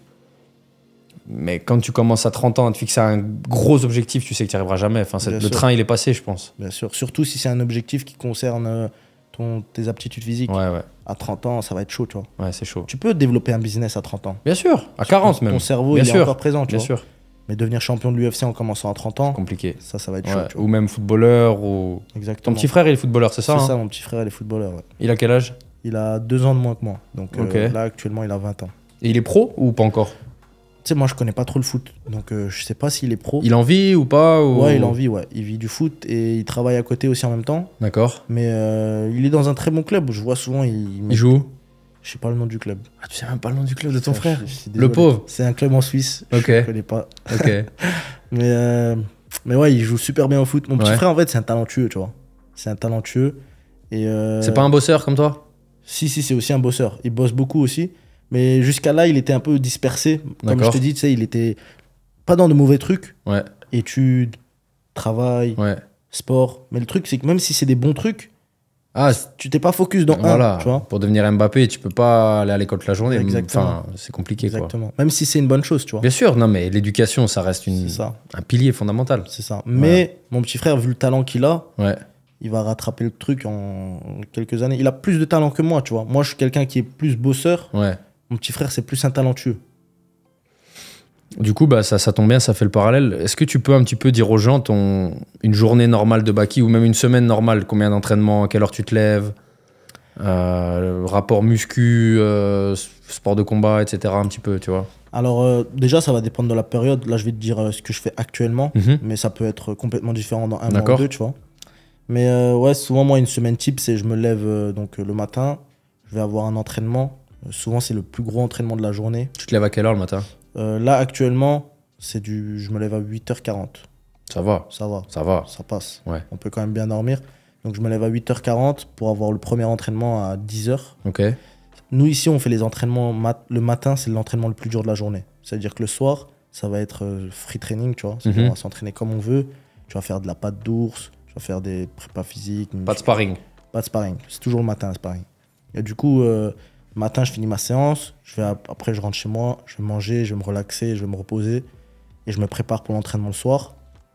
Et après, le soir, je retourne à l'entraînement. Et après, voilà, quoi. Ça, c'est ma journée type. Après, souvent, le début de semaine est très dur. Du lundi au jeudi, c'est hardcore, tu vois. Et après, le vendredi, on va commencer à ralentir un peu. Moi, je suis pas trop fan du fait de charbonner 6 jours sur 7 comme un animal et me reposer un jour. Parce qu'en fait, un jour, il te suffit pas, en fait. Exactement, ouais. La charge de travail, elle est mal quantifiée. C'est ça, ouais. Ouais. Du coup, lundi, tu repars direct. C'est-à-dire, même le dimanche, tu te dis... C'est-à-dire, là je me repose aujourd'hui et demain, je repars déjà comme un animal. Ça va être dur, tu vois. Moi, j'aime bien l'optique de travailler très dur en début de semaine, donc lundi au jeudi. Vendredi, on ralentit un peu parce qu'en plus, je dois aller à la mosquée et tout. Donc souvent, je fais un entraînement plus light le matin et un entraînement un peu plus intensif le soir. Samedi, je vais avoir qu'un seul entraînement. Et après, ça veut dire que j'ai pas juste le dimanche pour me reposer. J'ai samedi, l'après-midi, le soir et le dimanche encore, tu vois. Faut se dire que quand même, le repos, ça fait partie de l'entraînement. Faut pas se dire que plus je charbonne, plus je suis fort. Parce que si c'était ça... On le voit beaucoup ça en MMA. Enfin, j'ai l'impression les mecs qui font 3 entraînements par jour, on entend les mecs qui disent boxe, après grappling, après muscu, on recommence demain. Et... Ça sert à rien. Ouais. Ça sert à rien. En plus, il faut entraîner son cerveau. Et si tu t'entraînes tout le temps ton corps, tu n'as pas le temps d'entraîner ton cerveau. Il faut s'ennuyer un peu, tu vois. Il faut s'ennuyer un peu, rester tout seul pour réfléchir, tu vois. C'est en réfléchissant que tu développes des idées et que tu progresses. La solitude, c'est être bien seul avec soi-même. Exactement. Ça aide à se développer. Exactement. Il est pas un peu comme ça, Khamzat? Il est pas trop charbonneur? Il charbonne beaucoup. Franchement, il charbonne beaucoup. Après, lui, ça lui fait... Ça travaille son mental, j'ai l'impression, tu vois. C'est pas mauvais en soi pour lui. Parce que lui, il s'entraîne beaucoup. Il fait beaucoup d'entraînements. Et du coup, ça lui permet de se dire qu'il s'entraîne toujours plus que ses adversaires. Et ça forge son caractère, tu vois. C'est super important. Mais après, ça correspond pas à tout le monde. Chacun sa manière de faire, tu vois. Ça le rassure, lui, peut-être, d'en faire énormément. Ouais, peut-être. Moi, je suis plus dans l'intensité de l'entraînement, mais je vais pas faire 5 entraînements par jour, tu vois. Je vais m'entraîner 2 fois par jour. Parfois, on peut avoir 3 entraînements par jour. C'est déjà énorme, hein. C'est énorme. Déjà, 2 par jour tous les jours, c'est énormissime. Exactement. Et après, sinon, ouais, je vais pas abuser. Ouais. T'as des petites anecdotes un peu sur Khamzat, des douceurs à glisser là, aux viewers là, à propos de quoi? À propos de je sais pas, les sparring. Après, j'imagine que les sparring c'est secret, que ce qui s'y passe, on peut pas en parler, tu vois. Franchement, c'est assez secret les sparring parce que déjà il est en préparation, etc. Dis-toi, même quand on s'entraîne, on ferme les rideaux et tout. Mais franchement, c'est une sacrée bestiole, hein, Khamzat, super fort. En lutte, c'est n'importe quoi le truc, tu vois. Moi, perso, j'ai jamais rencontré un lutteur comme lui. Ah ouais? Ouais, jamais. Surtout en MMA, le mec, il adapte super bien sa lutte. Il a des contrôles au sol qui sont fous. Et même debout, il est super fort, tu vois. Il a un bon relâchement dans le fait d'envoyer ses coups. Ouais. Il a une bonne coordination, une bonne vitesse, une bonne puissance. Non, franchement, c'est une bête. Et là, il va faire un synchrone, hein? Non, ça va être 3 rounds, là. C'est 3 rounds? Ouais, là, c'est 3 rounds. Parce qu'il est pas main event. Ok. Et c'est pas pour la ceinture. Et c'est quoi ton pronostic? Ah, moi, je pense que Khamzat, il va le manger. Hein. Ouais. Ah, t'es objectif sûr. En le disant? Bien sûr, je suis objectif. Parce que moi, tu sais, je me suis entraîné avec beaucoup de combattants. Et Khamzat, il est vraiment, vraiment fort. Moi, je peux te le garantir. Franchement, franchement, je vois pas Costa gagner. Peu importe qui il est, peu importe comment il s'entraîne, ça va être chaud. Tu vois, ça va être chaud pour lui. KO, tu penses? Je sais pas. Je pense que ça peut jouer sur de la lutte, ça peut jouer sur du striking. Franchement, il peut le battre partout. Intéressant. Donc pour toi, victoire. Hein. Ouais, victoire. Ouais. Et toi, tu te vois gagner comment alors? Contre Klinkhammer. Contre Klinkhammer. Ah, moi, je pense que je vais. Moi par contre, j'ai. Ton game plan, il est déjà établi? Moi, j'ai 5 rounds à faire avec lui. Ouais, moi, j'ai un game plan établi déjà. Un game plan qui est assez général pour l'instant. on va apporter des précisions et des trucs comme ça plus tard. Mhm. D'abord, je vais rentrer en France parce que là, pour l'instant, on est très très concentré sur le camp de Ramzat, tu vois. Là, normalement, je vais rentrer en France dans 2-3 jours. Parce que lui, du coup, il va ralentir un peu l'entraînement vu que son combat approche. Mhm. Moi, mon combat, il est encore dans assez longtemps, donc je dois être dans la phase où je m'entraîne très dur. Donc moi, je vais partir en France, commencer à m'occuper de mon poids, m'occuper d'analyser Klinkhammer avec précision. Et ça va le faire, ça va le faire. Hein. C'est qui ton head coach? C'est Fernand Lopez? C'est Clément Marcoux? Parce que j'ai vu, du coup, big up à Clément. Clem, on a fait un podcast ensemble. Et ouais, du coup, pour savoir un peu t'as un staff? Il y a qui dans ton staff? Alors moi, mon head coach, du coup, et manager, etc., c'est Fernand Lopez. D'accord. Après, mon coach depuis toujours, c'est Eddie Carda. Donc lui, c'est... Du club alsacien, hein. C'est ça, secteur Sarrebourg, tu vois, c'est D'accord. là-bas que je m'entraîne. Et sinon, moi, j'ai Nabil comme préparateur physique. Et Clément Marcoux, là, c'était le fait qu'on était à Dubaï tous les deux ensemble, tu vois. D'accord. On en a profité pour Ok, s'entraîner. connexion, quoi. Connexion. On s'écrivait déjà, on D'accord. s'était déjà rencontrés et tout. Clément, tu vois, c'est quelqu'un que j'apprécie. Ouais, c'est un super gars. Hein. Ah, franchement, un super gars, tu vois. Et en plus, d'ailleurs, il m'a super bien aidé là pour le temps qu'il était là. Sincèrement, mais il l'a dit dans les lives, je pense, mais tu l'as impressionné, mais... Ah, ça fait plaisir parce que Clément, c'est quelqu'un qui fréquente beaucoup de combattants. Ouais, C'est-à-dire ouais. quand tu l'impressionnes. Ah, tu mais vois. c'est ce qu'il m'a dit. Il m'a dit, mais t'as même pas idée comme il est dur, rugueux et comme il va vite. Ah, ça fait plaisir. Et il m'a montré 2-3 vidéos, je pense même des Ouais. vidéos qu'il a pas postées. Ouais. Et c'est vrai que tu le malmènes. Hein. Ouais, bah après, Clément, il est solide de ouf aussi. Hein. Franchement. Et il est ultra solide. Le mec, il est préparateur et le mec, on dirait un combattant, quoi. Ouais, ouais. Super fort, tu vois. Je pense même pas que mon prochain adversaire, il aura sa force. Franchement, c'est Ah impossible. ouais, tu penses? Bah, il est compact, petit, tu vois, il est fort, Clément. Ouais, ouais. Il est très, très fort. Ouais, mais... Enfin, pour lui, t'es incroyable. Hein. Ah, ça fait plaisir. Surtout d'un gars comme Clément. Ouais. Tu vois, avant, on disait que les compliments, on s'en fout. Ouais, ouais. Bah, les compliments de Clément, on s'en fout pas. tu Non, parce que quand c'est des compliments de gens du milieu, Exactement. c'est pas pareil Exactement. qu'un mec que tu connais pas derrière son clavier, bien sûr. Clairement, clairement. Donc ton staff, c'est ça. Et donc du coup, t'es quoi? T'es au MMA Factory là actuellement? Ouais, c'est ça. D'accord. C'était lié par quoi? C'est un contrat? C'est Alors, moi, je fais partie je combats pour le MMA Factory. Je représente du coup ce club-là. Je combats également, je combats au Ares. Le Ares, ça appartient également à Fernand Lopez, etc. C'est assez lié avec le Factory. Et j'ai également un contrat de management avec le Factory, Management Factory, ouais. D'accord. Et est-ce que à tout moment, comment ça se passe pour accéder à l'UFC pour les gens qui connaissent pas un petit? C'est quoi? C'est Fernand qui va te pousser? C'est eux qui peuvent t'appeler même hors circuit manager ou comment ça se passe? Alors, c'est simple. Ce qu'il faut se dire, c'est que l'UFC, c'est une entreprise qui veut faire des sous, quoi, comme toute entreprise, tu vois. Et du coup, ce qu'ils veulent faire, c'est recruter des combattants qui va leur apporter des sous. Donc, ça peut... Tu vois, il n'y a pas vraiment un truc précis à faire pour entrer à l'UFC. C'est l'UFC qui va décider s'ils te prennent ou non. Après, bien sûr, Fernand, il va venir, il va proposer. Il va dire, écoutez, moi, j'ai un gars, il est solide, etc. Il va être intéressant pour vous. Et après, eux, ils peuvent éventuellement étudier la personne. Après, je pense pas qu'ils étudient à chaque fois parce qu'ils ont vraiment beaucoup de demandes et ils ont beaucoup de combattants. Mais ouais, clairement, je pense qu'on n'est pas loin là. Je pense qu'on n'est pas loin de l'UFC, Inch'Allah. Là, tu penses que si tu prends la ceinture, c'est bon? On est déjà prêt clairement en termes de niveau. Moi, je le sais parce que je tourne avec des mecs de l'UFC et tout.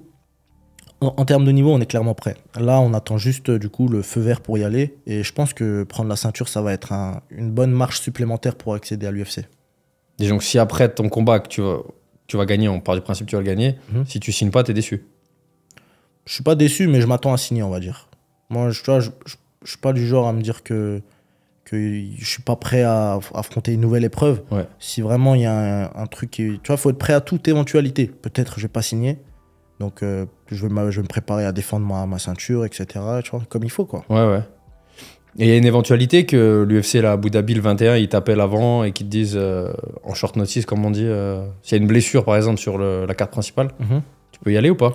Bah alors, ce qu'il faut se dire, c'est que, comme je t'ai dit, l'UFC, s'ils ont besoin, ils prennent, tu vois. Ouais. Et là, ce qu'il faut se dire, c'est qu'il y a l'UFC à Abu Dhabi. S'il y a un welterweight qui leur manque, bah, ils en ont un sur place. Il est sur place, il est prêt, il est en forme, il a fait le camp avec Ramzat. Ça veut dire qu'il n'y a aucune raison qu'ils ne me prennent pas, tu vois. Il faut juste qu'ils en ont besoin d'un. Je me souviens d'une vidéo il y a longtemps, je pense, de Fernand, dans le podcast qu'il fait avec le mec de la sueur, là. Où je crois que la question, c'était pour répondre au fait que Abdul, il a toujours pas signé à l'UFC. Et je crois qu'il avait dit peut-être un peu à demi-mot, mais que l'UFC, il freinait un peu sur les mecs d'origine tchétchène parce que le roster était déjà plein de Tchétchènes et que du coup, ils voulaient peut-être équilibrer et mettre des combattants d'autres nationalités. Tu penses que ça existe cette... Peut-être, c'est possible, mais ce qu'il faut se dire, c'est que moi, j'ai une nationalité française. Ouais. Donc, il n'y a aucun problème pour moi. Je représente la France. Je suis un combattant français. Donc, pour signer à l'UFC, Ouais, ça te bloque pas, quoi. ça ne me bloque pas. Ouais. Ouais. En plus, j'ai un style qui est vraiment complet. J'ai une bonne communauté. Franchement, l'UFC, je pense qu'ils vont faire un... Je pense que c'est un bon deal s'ils me prennent. Ils vont faire des sous. Tu penses? Ouais, ils vont faire des sous. C'est vrai? Ouais. C'est beau, ça. Franchement, je kiffe parce que c'est lucide. Ouais. Ça peut paraître arrogant, mais en fait, t'as quoi, 200 000 abonnés sur Insta, hein? Ouais, c'est ça. Je crois, avant leur combat, Benoît Saint-Denis, ils étaient même pas à ça, hein, encore, là, avant leur dernier combat, je crois, en communauté. Là, ils ont explosé un petit peu depuis le dernier UFC Paris. Ouais. Mais je crois que t'étais quasiment devant... Encore à l'heure actuelle, t'es un des fighters français avec la plus grosse communauté, non? Ouais, je pense que je suis un des plus connus, ouais. Ouais. Je suis, on va dire, parmi les combattants qui influent le MMA en France, tu vois, qui va motiver les jeunes Français, etc. Je suis parmi eux, ouais. Ouais. Et t'es proche de ton public, non? Tu réponds un peu aux mecs ou... Ouais, moi, je suis assez proche de mon public. J'essaie de répondre un maximum, sur Twitter également. Donc, et les gens, ils aiment bien, tu vois. Mhm. Donc, moi, je suis pas quelqu'un qui va dire, ouais, je suis connu, je réponds. Qu'est-ce que tu penses du PFL, de Cédric Doumbé? Pas pour clasher ou créer une polémique, hein, je te demande, c'est juste sur... on lui a reproché de ne pas avoir signé à l'UFC, d'avoir ouvert sa bouche pour rien, et d'avoir préféré le PFL pour le salaire. Tu penses quoi de ça, toi? Est-ce que, par exemple, si demain, tu as sur la table une offre de l'UFC, une offre du PFL, tu fais quoi? Signer au PFL pour 100K au départ ou l'UFC? Alors déjà, je vais pas me mettre des bâtons dans les roues. Je vais pas dire que je vais jamais signer au PFL parce qu'on sait pas ce qui peut se passer, tu vois. Mais moi, personnellement, le choix de l'argent pour éviter... moi, personnellement, l'objectif, ça reste d'affronter les meilleurs. L'argent, c'est très secondaire, c'est la cerise sur le gâteau. Mais le gâteau en lui-même, c'est affronter les meilleurs, tu vois. Même si je le fais gratuitement, je préfère clairement ça, tu vois. Après, ce qu'il faut se dire, c'est que le PFL, pour faire des sous sur le court terme, en tout cas actuellement, je sais pas ce que ça va devenir le PFL plus tard, mais actuellement, pour faire des sous sur le court terme, ça a l'air meilleur, tu vois. Parce que du coup, je crois par combat, ils vont signer 140 000, un truc comme ça. J'avais vu Abdul ou Cédric ou un autre mec, je sais plus. Mais en gros, ils combattent pour des très belles sommes, tu vois. Ça veut dire un Jordan Zebo, il a signé pour du 100K, tu penses? Je sais pas. Mais je crois que Cédric et Abdul, ils ont signé pour des bons chèques. Ouais. C'est ce que j'ai cru comprendre, tu vois. C'est ce que j'avais vu sur des médias. En gros, ils parlaient du fait que c'était un salaire en 6 chiffres, tu vois. Ouais, c'est ce que j'avais vu. Ouais. Et du coup, je pense sur le court terme, c'est intéressant parce que je crois que l'UFC, tu commences avec du 12+12. Tu vois, donc toi, demain, tu combats, c'est 12+12. Je pense que s'ils me font rentrer là tout de suite à l'UFC, ça va être du 12+12. 12+12, ouais. C'est pas un peu pondéré sur la popularité du mec, justement Non. Sachant que t'as une grosse audience encore, comme on l'a dit juste avant. Ouais, c'est ça. Mais non, c'est pas basé sur ça. En tout cas, c'est pas basé sur ça au début. Ça veut dire que maintenant, avec mes 200 000 abonnés, bien sûr que plus tard, ils vont me donner plus d'argent parce que je vais rapporter plus de... Sur un pay-per-view éventuel. Ça, exactement. Ouais. Il y a plus de gens qui vont venir regarder, etc. parce que Baki combat. Et l'UFC, ils voient très bien ça, tu vois. Mais au début, en tout cas, je pense qu'ils vont me faire commencer avec 12+12. Mais moi, personnellement, c'est que moi, je suis confiant que je vais arriver dans le haut du panier. Et le haut du panier, je vais pas toucher 140 000 par combat, tu vois. Je peux toucher jusqu'à plusieurs millions par combat. Bien sûr. Donc t'es pas pressé, tu sais que ça va arriver, c'est dans ta quête, comme tu disais au début un peu, non? Quand tu as une vision long terme, ouais. Tu peux faire des sacrifices tout de suite, tu vois. Tu vas pas acheter la veste Gucci tout de suite, parce que tu sais que plus tard, tu vas pouvoir en acheter 10, tu vois. Ouais. Et c'est ça, c'est pareil. L'UFC, peut-être que tout de suite, ils vont pas m'apporter autant, mais le fait que je gagne mes combats, etc., et ça peut aller très vite, hein. Ouais. Ben, le PFL, malheureusement, ils vont pas m'apporter autant. Donc moi, personnellement, je signe à l'UFC. Si t'as les deux offres sur la table, c'est l'UFC. Là, actuellement, c'est l'UFC, ouais.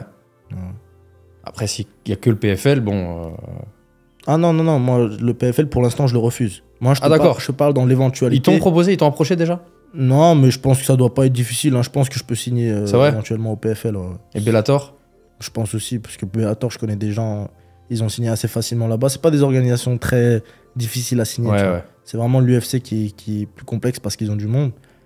Et ce qu'il faut se dire, c'est que quand je te dis que pour l'instant, je signe à l'UFC et que je veux pas dire que je vais pas au PFL, le PFL actuellement, même si c'est la seule offre sur la table, j'y vais pas. Parce que le PFL actuellement, elle me elle me rend pas content, tu vois. Mais on sait pas ce que ça peut devenir, tu vois, le PFL. Si on me dit que si tu reviens me poser la question dans 5 ans et le PFL il a dépassé l'UFC, bah, je vais te dire bien sûr que j'y vais, tu vois. En fait, tu te bases sur est-ce que la KT est relevée? Est-ce que tu as l'impression qu'au PFL, tu affronterais les loups, les vrais loups, quoi, c'est ça? C'est ça. Et là, il n'y en a pas pour toi. Pour Il n'y moi, a aucun 77 au PFL qui tape un champion de l'UFC pour toi, là? clairement. Je dis pas que au PFL, ils sont pas bons. Ils Ouais. sont très bons au PFL. Mais pour moi, le niveau à l'UFC est supérieur. Et moi, je vais là où le niveau est le plus haut, tu vois. Est-ce que s'il n'avait pas signé au PFL, ça aurait pu se faire Doumbé Baki ou pas? Ah, ça, je sais pas. Moi dans tous les cas, depuis toujours, j'ai toujours dit que moi, j'étais prêt pour ce combat. C'était de leur côté que ça voulait pas le faire. Hein. Moi, je sais pas. Toi, t'as toujours dit que tu refusais personne, hein? Ah ouais, moi, je refuse pas. Hein. Clairement. Ça aurait fait un combat incroyable, je pense, hein? Ouais, clairement. Ce serait Tu regrettes? Hein? Tu regrettes que ça se fasse pas? Non, parce qu'en vrai, moi, je pense, dans tous les cas, tu sais, même si les gens, ils le disent, etc., ils ont raison, au final, de le faire tout de suite, ce serait peut-être bête. Si vraiment... Pour toi ou pour lui? Bah, pour les deux. Si Cédric, il est vraiment aussi bon qu'il dit, et qu'il Ouais. arrive au top du top, autant en faire plus tard, le combat, tu vois. Ouais. Sauf que plus tard, il sera trop vieux. Le problème, c'est que moi, je pense pas qu'il va arriver au top du top, tu vois. Je pense que... Il est surcoté, tu crois? Ouais, je pense. C'est vrai? Moi, je le trouve surcoté, personnellement. Cédric Doumbé est surcoté, hein? Ouais, pour moi, Ouais. moi, il l'est, ouais. Même en pied-point, tu penses. Non, Pied-Point, il est très fort. Hein. Ouais. Très, très fort. Glory champion, c'est pas du mytho, tu vois. Hmm. C'est comme dire un champion. Et il a mis des vrais KO quand même, hein? Il a mis des vrais KO, il tape super fort. Mais moi, je trouve en MMA, il y a de la place, tu vois. Ouais. Je trouve que sa carrière du Glory, la peinture du Glory, en fait, elle vient trop sur le MMA, alors que c'est un autre sport, tu vois. Ouais, ça n'a ouais, rien ouais. à faire là. Ouais, je suis d'accord. Et contre Zebo, là, tu penses quoi du coup? Ton prono? J'ai pas vraiment de prono à donner pour ce combat, mais ça va être un beau combat, je pense. Tu penses? Ouais. Et ce côté trash talk, t'en penses quoi? T'as du trash talk un peu dans le sport, dans le fait qu'il a envoyé un matelas, tu vois. Bah, c'est Ou ce intéressant. qu'il faisait avec Cyril, par exemple, tu vois, angle mort, machin, les conneries, là. Les trucs. Bah, en fait, ça divertit les gens, tu vois. Ouais. Et nous, les combattants, ça nous apporte aussi indirectement. Parce que du coup, il y a de plus en plus de gens qui vont rigoler, Ouais. qui vont s'intéresser au MMA et tout. Tu le prendrais comment, toi, si t'avais un adversaire qui Qui m'envoient un matelas. t'envoie un matelas, qui te dit qu'il va t'enterrer, que tu vas finir. Bah, je sais pas. Moi, perso, j'aurais pas filmé le truc. Ok. Je dirais, il l'aurait envoyé pour rien, tu vois. Ouais. Mais C'est vrai que je me le suis dit, ça. ouais. Après, peut-être qu'il l'a fait consciemment en se disant qu'il surfe sur le buzz aussi, parce que Ouais, aussi, ouais. quand t'as un des deux mecs sur la carte, enfin sur le combat, qui vend de ouf le combat, bon, ça te bénéficie à toi aussi, même Bien si au sûr. final il se fout de ta gueule, tu vois. Bien sûr. Mais, Après, moi, j'aime pas trop qu'on se fout de ma gueule, tu vois. Donc, j'aurais peut-être pas filmé ça. Après, je crois qu'il y avait un autre mec qui filmait, parce que j'ai vu deux plans. ouais. Donc, peut-être que dans tous les cas, c'était filmé, tu vois. Mais après, moi, je te mens pas, du coup, ça m'arrange aussi qu'il y ait un mec qui joue le clown à notre place, tu vois. Parce Ok. que moi, j'ai juste à faire du MMA, rester sérieux et tout. Ouais. Et l'image du clown, c'est pas moi qui l'a, je suis refait, tu vois. T'as déjà eu un de tes adversaires qui a essayé un peu de rentrer dans ta tête ou de te faire du trash talk un peu sale ou, je sais pas, même insulter ta famille ou des trucs, mal Non. te parler? Non, il y avait un adversaire quand j'avais encore 18 ans, tu sais, c'était parmi mes premiers combats. Mhm. Il y avait un adversaire qui m'avait dit que si j'arrivais à résister au premier round, franchement, je pouvais être fier de moi. Mais au final, je l'ai battu, tu vois. Mais sinon, il n'y avait jamais eu un autre mec qui m'a manqué de respect ou quoi. Et quand on voit par exemple les vidéos, tu sais, qui deviennent virales, ou les pesées, les mecs qui perdent leur nerf, qui cassent tout, qui essayent de se cogner à la pesée et tout, ça pourrait t'arriver? Toi, tu crois que tu pourrais être disjoncté à une pesée et essayer d'arracher le mec? En fait, ça dépend. Ça dépend de ce que le gars il fait. S'il m'insulte, non. Si le mec il me met une tarte, on n'est plus dans ce cadre sportif. Ouais. Donc je vais forcément tout de suite réagir, tu vois. Et bah oui. Ou parler, je sais pas, comme avait fait Connor avec Khabib, tu vois, sur l'islam ou des trucs. Ça te ferait vriller ça ou pas? Non, je pense pas. Non. Parce que du coup, le mec, il m'attaque pas directement moi, il attaque directement une population, tu vois. Mhm.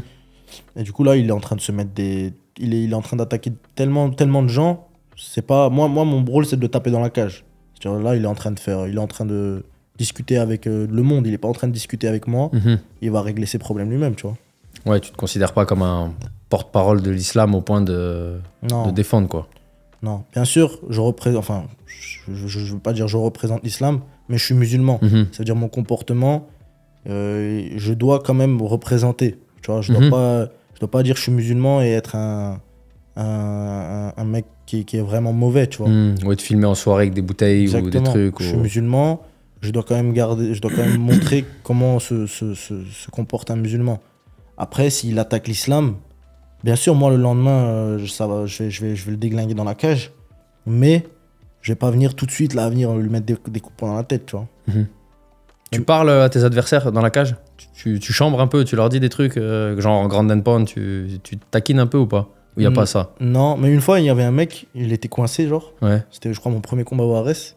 Il m'avait dit, putain, je suis coincé, je sais plus quoi. Et j'avais dit, essaie de sortir. En vrai? Ouais.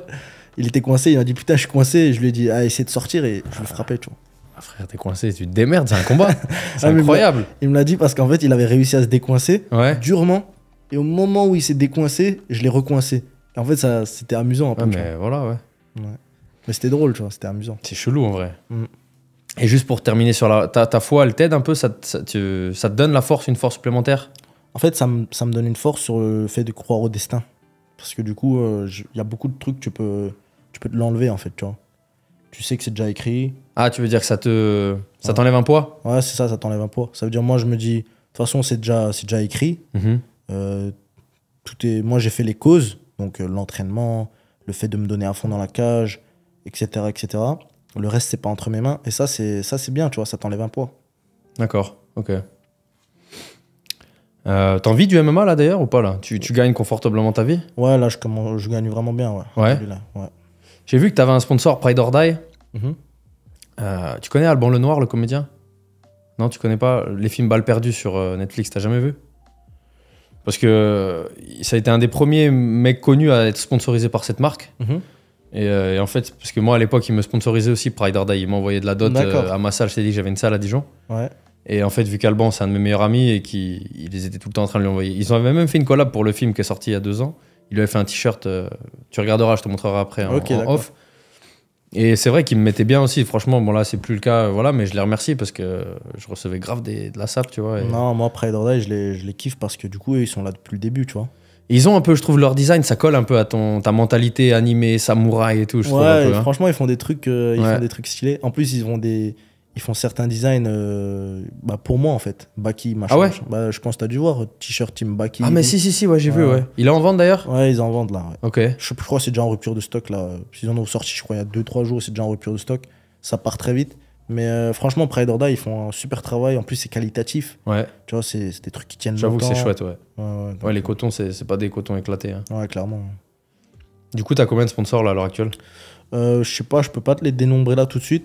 Ça, c'est mon grand frère qui s'en occupe. Ok, d'accord. Mais ouais, alhamdoulilah, là, moi, pendant longtemps, je combattais en me disant l'argent, c'est pas pour tout de suite. Ouais. Mais là, ça commence à m'être bien. Et je suis content parce que du coup, mon père, là, il est content aussi, tu vois. Ma mère aussi, pareil. Ma mère, avant, elle disait, ah, t'es sûr que ça va rapporter le MMA? De te prendre des coups pour zéro. Ouais. Et là, tout le monde est content. C'est un vrai kiff, ça, de te dire que tu peux mettre ta famille à l'abri, tu vois. C'est ça. Mettre la daronne à l'abri, comme dirait Momo Eni. Exactement. Mais pour l'instant, on est encore loin de les mettre à l'abri. Moi, je veux vraiment, vraiment les mettre à l'abri, tu vois. Genre, ouais. Ouais, t'inquiète. Genre, on fait un virement, il y a 2 millions sur le compte, quoi. Ouais, c'est ça. Ouais. Ça, c'est le ça va arriver, non? Ça va arriver, bien sûr. Ouais. Et du coup, tu la vois dans combien de temps, la ceinture? Dans ta taille, la ceinture UFC? UFC? Je vais pas me mettre une limite dans le temps. Je suis quand même jeune. Faudrait pas que je me presse, tu vois. Ouais. Mais je pense que c'est une affaire à régler avant mes 30 ans. Ouais, t'as encore le temps, ça veut dire encore 9 ans. Ouais, ça va arriver avant, à mon avis. Ouais, je pense que ça va arriver avant. Tu sais, moi, je pensais pouvoir rentrer à l'UFC lorsque j'aurai 24 ans, un truc comme ça. Là, c'est une affaire de moi, je pense. Ouais, c'est une affaire de moi. Enfin, en tout cas, j'ai le niveau pour y entrer depuis maintenant 1 an, 2 ans même. Tu vois. Donc, un gros KO, là, le 17. C'est carré. Et c'est carré, ouais. Tu feras quoi avec ton premier million quand tu vas gagner ton premier million? Tu sais déjà? T'as réfléchi un peu? Je sais pas, je pense que je vais me mettre dans un sac en liquidité. Ouais. Et je le donne à ma mère comme ça. C'est vrai? Ouais. En mode place-le ou en mode c'est pour toi? Comment ça, place-le? Bah, je sais pas, qu'elle le prenne pour investir ou pas que tu le dépenses ou... C'est pour elle. Ah, donc le premier million, c'est cadeau pour ma mère. Ouais. Tu fais que le prendre et lui donner. Exactement. Elle fait ce qu'elle veut avec. J'ai ramené le pain à la maison, tu vois. Ouais. C'est exactement comme ça. Et ça serait une fierté incroyable. Ouais, clairement. T'es branché, grosse caisse, grosse montre, sape de marque et tout. Moi j'aime bien la marque, j'aime bien les montres, mais c'est pas le truc tu vois, que je suis pas concentré dessus. Là, tes primes de combat, t'as pas encore fait des achats de ouf avec? Non, je me suis acheté des tenues sympas et tout. Ouais. Je me suis acheté des petites montres sympas, mais j'ai pas encore acheté. Tu vas acheter une Richard Mille, quoi. Ouais, j'ai pas acheté 10 000 trucs, quoi. Ouais. C'est bien, je pense. Enfin, c'est pas le truc important, tu vois. Les tenues, c'est pas le truc qui. Tu vois, c'est comme la nourriture. Il y a des gens, ils cherchent toujours à avoir la meilleure nourriture et tout. Moi, je suis pas comme ça. Moi, je trouve, faut pas concentrer son énergie sur des futilités, tu vois. Bien sûr. C'est ce que tu me disais en off, tu m'as dit tout à l'heure, tu m'as dit, j'ai l'impression que tant que j'aurais pas cette ceinture, je serais pas heureux, c'est ça que tu m'as dit. Ouais, hein. c'est ça. Là, tu vois, en arrivant à Dubaï, moi, j'ai vu la mer pour la première fois de ma vie. J'avais jamais vu la mer. Et en vrai, ça m'a même pas fait quelque chose, tu vois. Comme s'il manquait encore un truc, tu vois. Je pense d'abord, il faut que je réussisse mon objectif avant d'apprécier vraiment la vie, tu vois. Peut-être que, ouais, tu te dis, je kifferais la mer quand, je sais pas, je serais champion et je reviendrai avec ma femme, avec mes enfants. Ouais, je pense que c'est plutôt comme ça, ouais. Là, pour l'instant... il y a que le MMA qui compte dans ta vie. Ouais, clairement. Je trouve qu'il n'y a pas d'autre plaisir, en tout cas. Tu vois, cette dopamine, je la trouve pas dans autre chose que gagner et d'accomplir mes entraînements. Le reste, je sais pas. Les meufs, tout ça, t'as pas de copine? Non. Rien. Volontairement, tu t'essayes de... Ouais, volontairement, il n'y a rien du tout pour l'instant. Ça veut dire que tu passes pas tes soirées à parler avec des meufs, à trucs... Non. T'es focalisé sur l'entraînement du lendemain? Entraînement. Après, comme je t'ai dit, je joue aux jeux vidéo. Ouais. Tu vois, je regarde des animés et tout. Mais clairement, on n'est pas dans des trucs bêtes, perte de temps, tout ça, tu vois. Ouais. C'est qui tes inspirations dans la vie? Sportives ou autre que sportives d'ailleurs? Alors moi, comme athlète, l'athlète que j'aime le plus, c'est Mike Tyson, moi. J'avais cru comprendre. Ouais, j'aime bien comment il boxe, j'aime bien comment il voyait le combat, comment il rentrait dans le ring et tout avant ses combats. Et après, sinon, moi, j'ai des inspirations aussi historiques, tu vois. Ouais. Des personnages de l'histoire, comme Khalid ibn Walid, Miyamoto Musashi au Japon. C'est qui le premier? Khalid ibn Walid. C'était le général de guerre, tu sais, de l'islam. D'accord, ok. Son nom, c'était Saifullah. On le surnommait Saifullah, tu vois, l'épée d'Allah. Ok. Et lui, en fait, c'était un super stratège, mais en plus, c'était un super guerrier, tu vois. D'accord. Et franchement, il a fait gagner beaucoup de batailles aux musulmans. Ok. Lui, son histoire, elle est incroyable. Miyamoto Musashi, tu vois, ouais. Le gars qui a écrit le traité des 5 loups. Ouais. Tout ça. Et après, il y a aussi Boris Gorbinoyevski. C'est le mec qui porte le même prénom que moi. Ouais. C'est le guerrier le plus connu en Tchétchénie et tout. Ok. Et franchement, tout ça, c'est des personnages qui inspirent encore plus que les sportifs. J'aime pas trop m'inspirer des sportifs parce que c'est des concurrents en vrai, tu vois. Ouais. Donc, à la limite, tu pourrais être hypé par un Michael Jordan, tu vois, j'en sais rien, un Federer, tu vois, des trucs pour ce qu'ils ont accompli, tu vois. Ouais, c'est ça. Dans ce cas-là, c'est pas des concurrents, c'est ça que je veux te dire. Exactement. Après, s'inspirer techniquement, je le fais beaucoup. Ok. Mais Tyson, c'est quoi? C'est le fait que t'es pas très grand comme lui, que t'affrontes potentiellement des grands gabarits? Bah en vrai, pour les welterweight, ça va, je suis pas petit, tu vois. Ouais. Je fais quand même 1m80 comme mes adversaires. Tu fais 1m80? Ouais, je fais 1m80. Ouais, ok. En fait, t'es plus grand que moi, je te dis, t'es pas très grand. Ah, je fais 1m80. Ok. Après, parfois... C'est tellement bœuf, gros, c'est pour ça qu'on croit que t'es pas grand, je crois. Et sur les photos, on a aussi l'impression que je suis petit, ouais. Parce que du coup... Là, moi, je vois tes dorsaux de face, ils tiennent pas dans le siège. Ouais. Après, bon, là, quand je vais commencer à perdre un peu, tu vois. Ouais. Et du coup, c'est ça qui t'inspire dans Tyson, c'est ça. Mais c'est vrai que ça se voit, on voit dans les combats, que tu désaxes, tu essaies de rentrer. Ouais. Bah, en fait, j'ai un style qui lui ressemble, et aussi dans les fibres, tu vois. Mike Tyson, c'est quelqu'un qui est explosif, fort, rapide, et j'ai ces mêmes qualités. C'est pour ça qu'il y a beaucoup de trucs que je m'inspire. Et aussi, j'aime bien comment il avait la dalle avant les combats, tu vois. C'était violent. Hein. Ça, c'était violent, j'aime beaucoup. Ouais. Et comme toi, je pense, de vivre que pour ça. Après, c'est ce qu'on lui a reproché avec Cus D'Amato. Mais encore une fois, les gens qui pensent que les gens qui sont dédiés qu'à une seule quête, c'est des gens qui ont une triste vie, moi, je suis pas d'accord. Qu'est-ce qu'il y a de plus noble que d'avoir une vision et de te dire que tu vas tout donner pour y arriver, finalement? Ouais, clairement. Tu sais, tout ce qu'on fait, on le fait pour avoir un plaisir. C'est à toi de voir si tu vas avoir un plaisir assez infime tout de suite. Par exemple, en mangeant ce burger, en mangeant ce paquet de chips, etc. Tu vois, tout ça c'est des petits plaisirs. Et tu le fais pour le plaisir qu'il va t'apporter. Mais si tu as, entre guillemets, envie d'investir sur un plaisir encore plus grand, il faudra faire des sacrifices et refuser tout de suite les plaisirs de tout de suite, tu vois. Et ça, il n'y a rien de mauvais là-dedans. Comme tu as dit, c'est noble, Bien sûr, c'est noble. tu vois. Je me revois à ton âge, c'est la même chose. Ouais, c'est quoi ton cheat meal favori? Tu parles de bouffe un peu. Moi, j'aime bien les plats de ma mère, moi. C'est ça mes préférés. Ok. C'est des plats tchétchènes ou c'est Ouais, c'est des plats tchétchènes. Jishgaonosh, mantish, tout ça. Les Tchétchènes qui regardent, ils vont comprendre. Mais Est-ce que mantish, c'est comme en Turquie, les mantis, des Ça espèces de ressemble. petites pâtes avec du yaourt? ça ressemble. Par contre, nous c'est pas avec du yaourt et c'est pas petit. Nous, c'est Ok. en grand, en fait, tu vois. D'accord. Mais c'est différent, mais ça ressemble pas mal, ouais. Ok. Donc ça, tu préfères ça à une pizza, par exemple? Ouais, là, clairement. Moi, j'aime pas trop les pizzas, moi. Après, j'aime bien aussi, quand je sors, manger, par exemple, des sushis, tu vois, des trucs comme ça, j'aime bien aussi. Pizza? Non, j'aime pas les pizzas, moi. Ah non, t'as Je dit, suis ouais. pas fan de pizza. Pizza, pas burger, pas... Et les desserts? Non, pas trop. C'est vrai? Je suis pas trop sucré, non. Ça, je crois que c'est culturel un peu, parce que moi qui connais pas mal de mecs du Caucase, la Russie et tout, Mm. ça fait jamais kiffer les gens, j'ai l'impression, en Russie. Tu vois, les Ah, desserts, les...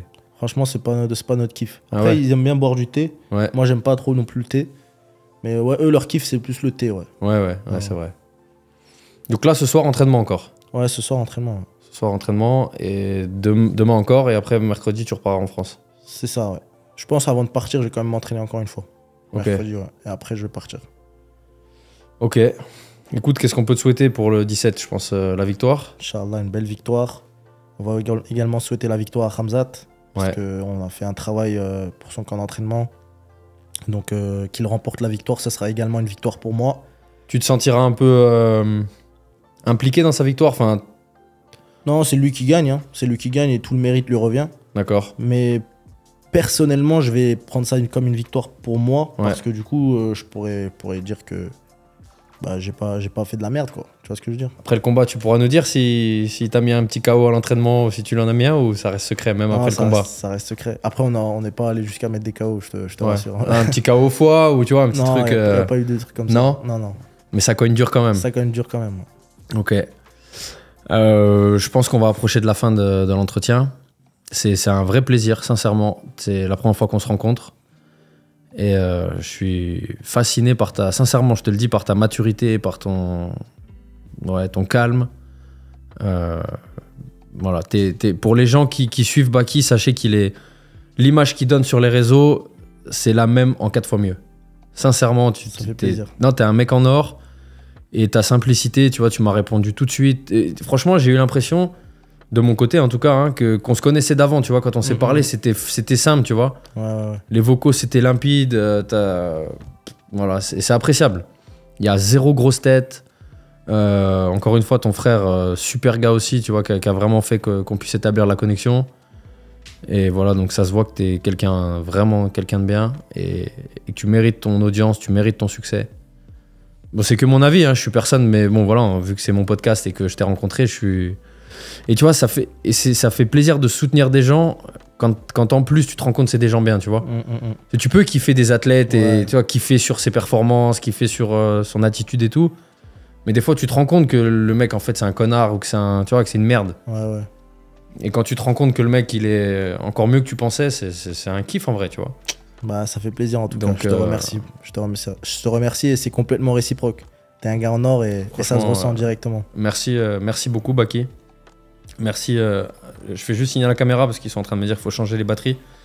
Donc merci, je te souhaite toute la réussite du monde. Je te souhaite la ceinture de l'ARES, je te souhaite la ceinture de l'UFC, de défendre les 2 ceintures. Merci beaucoup. Voilà, je te souhaite tous les mignons pour la maman aussi. Merci. Et puis une longue vie de combattant. Et voilà. Les gars, j'espère que vous avez kiffé le podcast. Baki m'a fait l'honneur entre 2 séances de venir donner la force. Vous connaissez, liker, partager ses réseaux, les miens. Et on fait péter le podcast. Et voilà. Merci encore, Baki. Merci à toi. Et longue vie. Merci beaucoup. Merci beaucoup, Baki.